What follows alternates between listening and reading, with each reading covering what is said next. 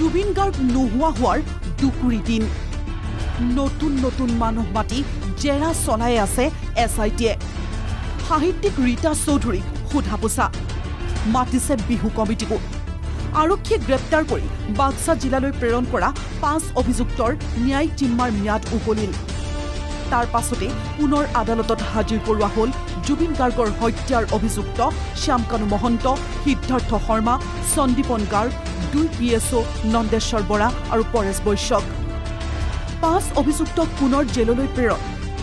বাক্সা কাৰাগাৰতে থাকিব লাগিব আটাইকেইজন ইপিনে হাফলং উপকাৰাগাৰতে আছে শেখৰজ্যোতি গোস্বামী অমৃত প্ৰভা মহন্ত সমান্তৰালভাৱে SITয়ে চলাই আছে তদন্ত মঙলবাৰে SITয়ে ভাষ্য গ্ৰহণ কৰিলে সাহিত্যিক ৰীতা চৌধুৰীৰ CID কাৰ্যালয়ৰ বাহিৰত সংবাদ মাধ্যমৰ সন্মুখত মন্তব্য সাহিত্যিকগৰাকীৰ পডকাষ্টত জুবিন গাৰ্গৰ শৰীৰ কপি আছিল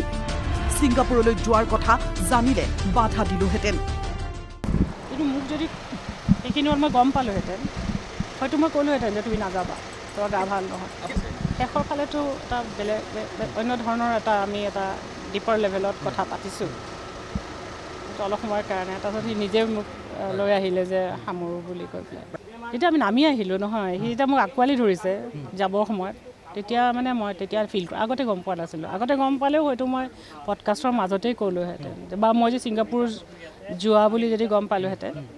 তেতিয়া মই তাক ডেফিনেটলি মই জুবিনক ক'লোহেঁতেন যে তুমি নাযাবা সেই প্ৰসংগটো ওলোৱা নাই আৰু মই নাজানো মই ইমান খবৰ নাৰাখোঁ ন এইবোৰ কথা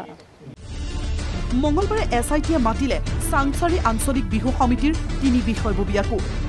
যোৱা বছৰ বিহুত অনুষ্ঠান পৰিৱেশন কৰিছিল জুবিন গাৰ্গে জুবিন গাৰ্গে সঠিক মাননি পাইছিল নে নাই সেই সন্দৰ্ভত জনাবৰ বাবে CIDৰ কাষ চাপিল বিষয়ববীয়া জুবিন গাৰ্গৰ পুৰণি সহযোগী বাদ্যযন্ত্ৰী সবিন দাসকো মঙলবাৰে মাতিলে SITয়ে CID কাৰ্যালয়লৈ আহি সবিন দাসৰ মন্তব্য জুবিন দাৰ ক্ষেত্ৰত গাফিলতি হ'ল মই অলপ তথ্য প্ৰমাণ দিলোহি সকলো মানুহক আঁতৰাই ৰাখিছিল সিদ্ধাৰ্থই আমি ফোন কৰিলে শুই আছে বুলি কয় সিদ্ধাৰ্থই অনুষ্ঠানৰ পইচা সকলো সিদ্ধাৰ্থই লৈছিল আনকি গৰিমা শইকীয়া গাৰ্গেও পইচা লাগিলে সিদ্ধাৰ্থক খুজি ল'বলগীয়া হৈছিল মন্তব্য সবিন দাসৰ নহয় নেগলিজেন্সটো হৈছে তো ভিডিঅ'বিলাক চাই চবে গম পাইছে কি হৈছে আৰু মানুহ এটা ইমান টায়াৰ্ড হৈ থকা পিছত কেতিয়াও আকৌ নেক্সট টাইম খাটিব নাযায় হয়তো সি পৰি গৈছে বা কিবা তেনেকুৱা ধৰণৰ ঘটনা হ'ব পাৰে যিখিনি এনকুৱাৰী কৰি আছে তেওঁলোকে তো ঠিকেই এটা পজিটিভ ৰিজাল্ট পাম বুলি ভাবিছোঁ আমি ন্যায়ালয়ৰ ৰাস্তা আছে দুখী শাস্তি পাব লাগিব বিশেষকৈ দিগন্তা আমি কৈ থাকোঁ যে গলি অলপ ওচৰে পাজৰে মানুহখিনি বৰ ঠিক দেখা নাই তুমি অকণমান সাৱধানে থাকিবা সাৱধান চেঞ্চ ইমান কেয়াৰটো নলয় পইচা লৈ কিনে বেছি তাহাঁতি মানে সেইটোৱে মতলব আৰু এতিয়া সিদ্ধাৰ্থ তাহাঁতিটো এনি টাইম কেয়াৰ লৈ নাথাকে ন সি শ্ব' সময়ত যায় লগত যায়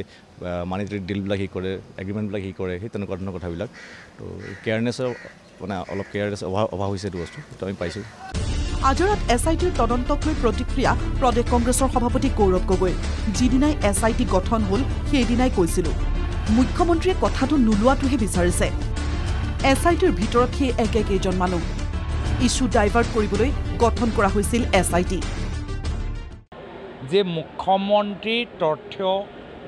নোলোৱাটোহে বিচাৰিছে যেতিয়াই বিষয়টো ডাইভাৰ্ট কৰিব লাগে তথ্যবোৰ লুকাব লাগে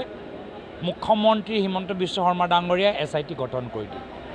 জোনমণি ৰাভাৰ মৃত্যু কেনেকৈ হ'ল তথ্য লুকাবলৈ SIT গঠন কৰি মোৰ সম্পৰ্কত বিভিন্ন অভিযোগবোৰ লৈ যে ৰাইজ বাস্তৱ তথ্যবোৰ গম যে নাপায় সেইখিনি তাৰ বাবে কি কৰিলে SIT গঠন কৰি দিলে আৰু এতিয়াও SIT গঠন কৰিলে আৰু SIT ভিতৰতো চবহে একেইকেইজন বিষয়বোৰে আছে কি অসমত আৰু আৰক্ষী নাই অসমৰ DGP CID তেওঁলোকে তদন্ত কৰিব নোৱাৰে অসমৰ ভিতৰত খালি SITহে তদন্ত কৰিব পাৰে নেকি সমগ্ৰ তদন্ত প্ৰক্ৰিয়াটোক লৈ প্ৰতিক্ৰিয়া লুৰিণজ্যোতি গগৈৰ মুখ্যমন্ত্ৰী এতিয়া ইছ্যু ডাইভাৰ্ট কৰাত লাগিছে কিন্তু নোৱাৰিব আমাক জুবিন গাৰ্গৰ ন্যায় লাগিবই এনেকৈ এতিয়া SITৰ তদন্তৰ সমানে চলিছে আক্ৰমণ প্ৰত্যাক্ৰমণ কিন্তু আকুৰগুচ ৰাজ্যবাসী জুবিন গাৰ্গৰ ন্যায় লাগিবই ব্যুৰ ৰিপৰ্ট NKTV+